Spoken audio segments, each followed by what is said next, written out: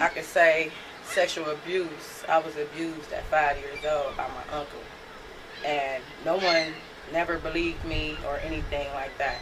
So for me to get my word out, I was like 12 when people started believing that, happened to me. And I was talking to my mom and my auntie, but my auntie Darlene never believed that her husband would do something like that to me. So it's like I didn't have no one to turn to while I was little. So after a while, he started doing it to his own kids. And then everything came out after that. So yeah, I was, scared. I cried all the time. I had dreams about him and everything. And then he got locked up. When he came out, he got on the phone and called straight to me. Like, they found out it wasn't true. So it was like he was still like trying to make me think about what he used to do to me, even though they didn't even lock him up for a long time for him doing what he did to his daughters. As far as that, I got into a relationship while I was pregnant with my now 20-year-old son. When I got pregnant with him, I was like about 16 and had him at 17. The dude I was with there, he never abused me. He was just a drug dealer. He stayed in jail, so I ended up meeting someone else. And then I ended up moving in with him and his mom. And so after a while, everything was all good when I had my son. And then we ended up having our son. After that, it was like the abuse started. He started doing other crazy stuff like drinking, smoking wet, and that's when he started being aggressive to the point where he started leaving me in the house, and then he'll come in there like late night and just start grabbing me out the bed and just choking on me. He used to punch me in my face, everything. Like, it was crazy. So after a while, he had to, like, his mom, she came to, to try to help me and everything, but he started hitting on his own mom. So if a man hit on his mama, he ain't gonna respect no female out here in this street, for real. Cause if he ain't got respect for his own mom, he ain't gonna respect you. And that's the first sign that I knew, like, if he gonna do this to his mom while she trying to help me out, then yeah, I shouldn't even be with him. But I still ended up being with this man because I loved him so much. So we ended up having another baby, and that was my baby girl. And then it just got worse. He just started hanging out with the wrong crowds. He want to fight dogs and everything. He stayed out, and then he was like, I don't know. He was just a different, totally person after that. Like, I had his kids, and he didn't know if he wanted to be with me or if, I don't know.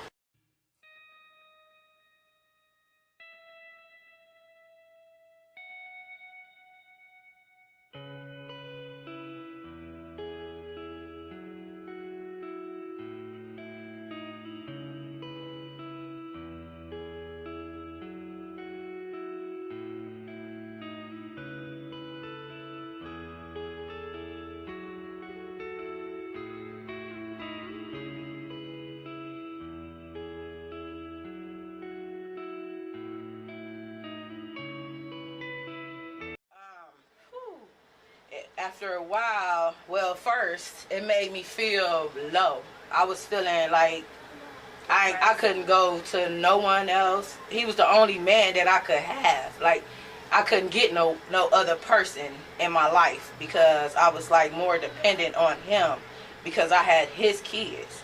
And my firstborn ain't his, but he claimed them. So it was like he knew that wasn't his dad, but he called him dad. And it was like, I just felt so just vulnerable. Like, I was hurting. It was pain for me.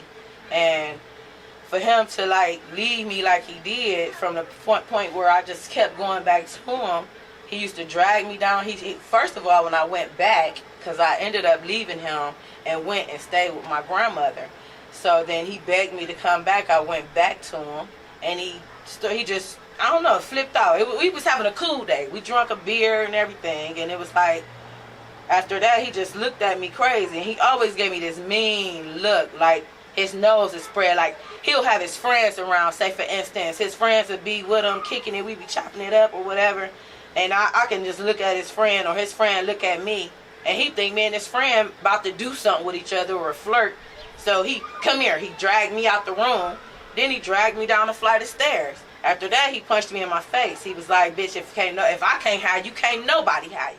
So he literally like wanted to just mess my face up because he didn't want me to look like I look right now. You know what I'm saying? And he just felt like if I didn't want to be with him, he wanted me to just stay with him. You know what I'm saying? Like, I was to the point where I couldn't turn nowhere. I didn't know what to do.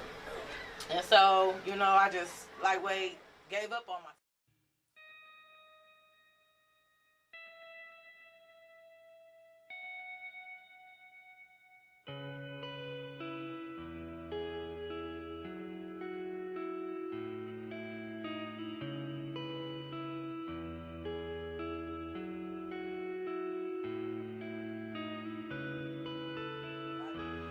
Damn, I wanted to commit suicide. I actually was about to jump over a bridge until my brother came and got me. We were staying on Denison, and I like ran from him. I ran so far, I like climbed over the bridge. I was literally like, man, about to just go. Like, I just like wanted to end my life because I didn't know what to do. I was so young. So after that, I just started like changing. I started doing different stuff. I started like trying to take my mind off of what I've been through and try to like hold my peace together and get myself together because it was crazy. So it was like, let me stay with my grandparents for a while and maybe something, you know, a change. So I was like lost, really, really lost. And then I look back now and I think like, man, I was like, I don't know, my head, I was thinking to myself like, man, if I really was a stronger person, I could have probably like never let this happen, never like, you know, let my kids even see nothing like that happen because he didn't even care if they was around or not when he was doing stuff. It's like Diamond, my babies used to cry when we was staying over the store when he used to just abuse me. And that's to the point where like they couldn't like come around us no more. I'm like, they gotta stay with my mom because if I'm gonna be in this relationship and my kids gotta watch this, then it's no point for them to even be here.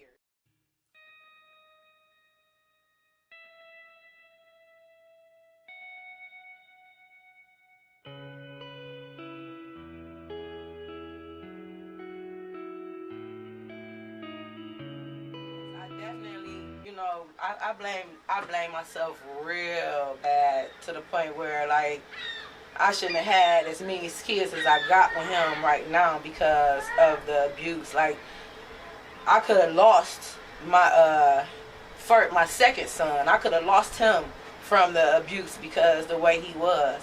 And it was a good thing that he went to jail because it calmed down and I wasn't getting abused anymore. And you know,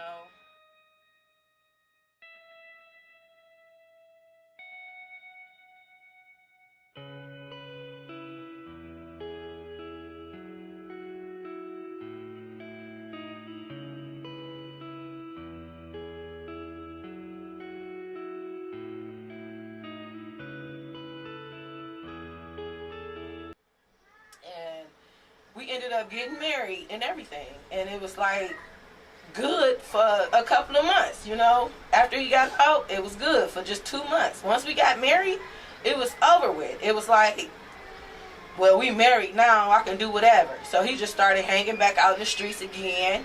The same guy hanging out in the streets again, doing stupid stuff. He started doing that again. And even though he was on probation, he still started smoking wet, doing all that. And then I kept calling him like, when you coming home? He would never ever answer my phone calls, but he'll text me like I'll be home in a minute or something like that. So I have to leave a dirty text just to get an answer.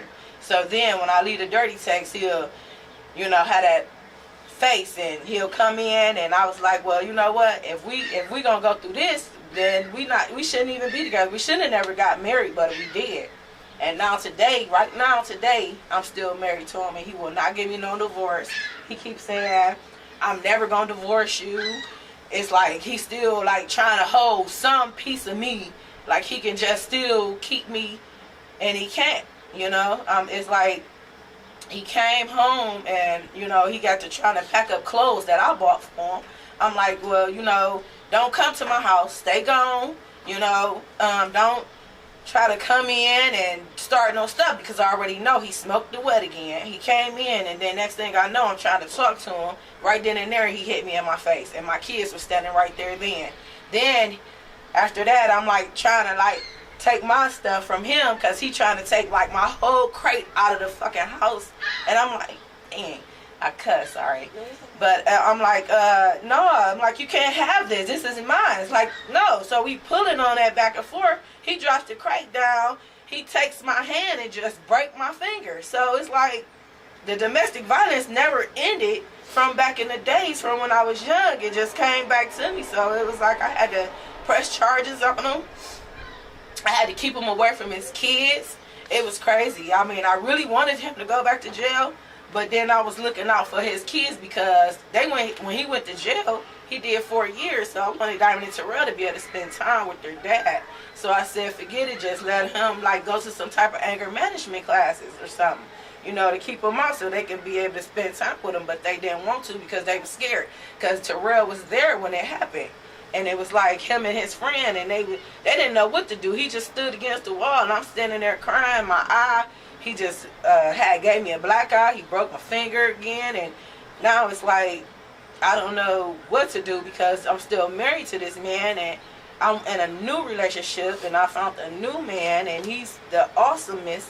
And it's like I can't do too much with him, because he like knows we still married. So it's like I don't know.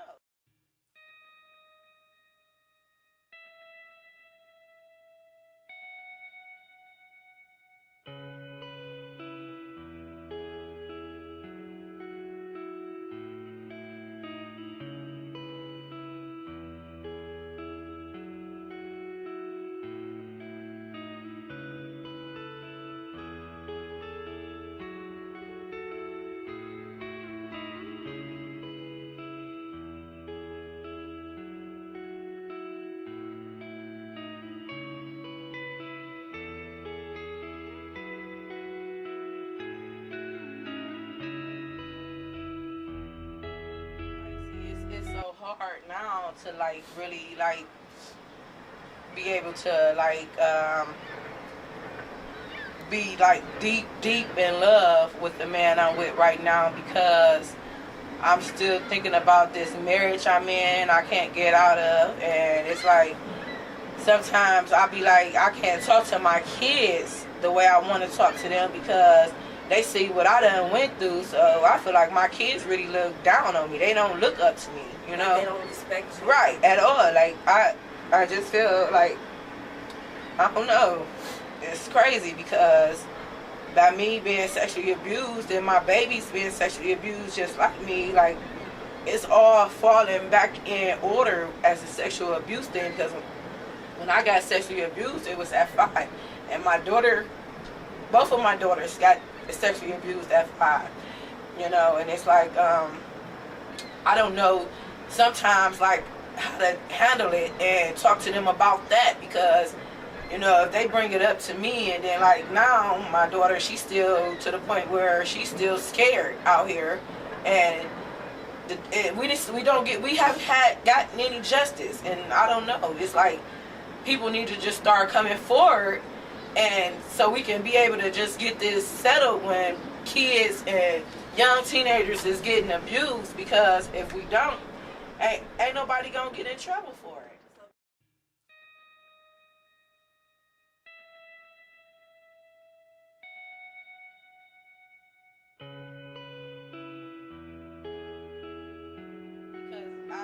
I haven't had no one nor counseling or nothing to help me cope with it. And I'm still like, sometimes I still think about it right now today, because that was my blood uncle that did that to me, you know.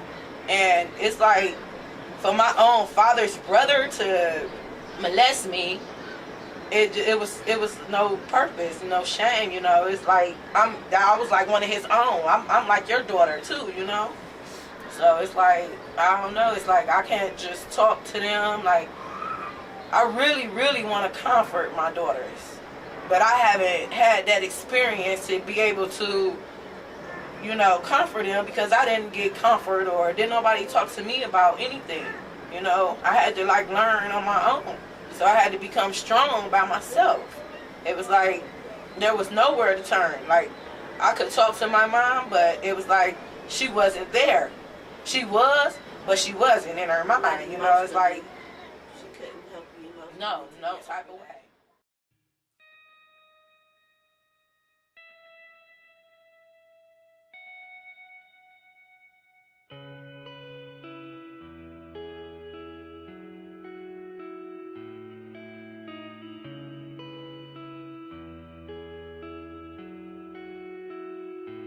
Try to tell people like now the females out here that's getting abused now, like you gotta watch for certain signs. Like if your dude wasn't doing the things that he was doing before, and then stuff start getting more aggressive, and he try to act like he your father, then you need to let it go. Because if you don't, it's gonna get worse, and to the point where you would get black eyes. He was trying to literally, the guys, if they know that you finna go and mess around, they're gonna literally like try to hurt you to the point where they like, it's like they just big over you, you know what I'm saying? They make you so small, like you just so scared, you know? And it's like from that power they got, they just strong, you know?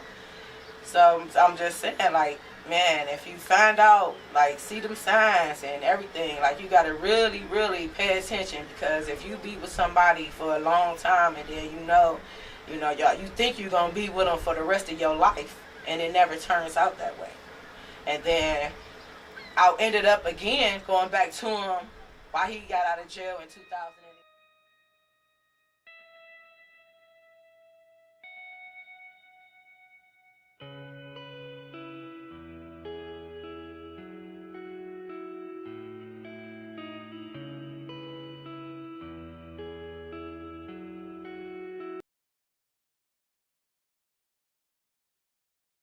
Well, I know my mom, like, before I was born, she was physically abused by the last couple of dudes that she was with.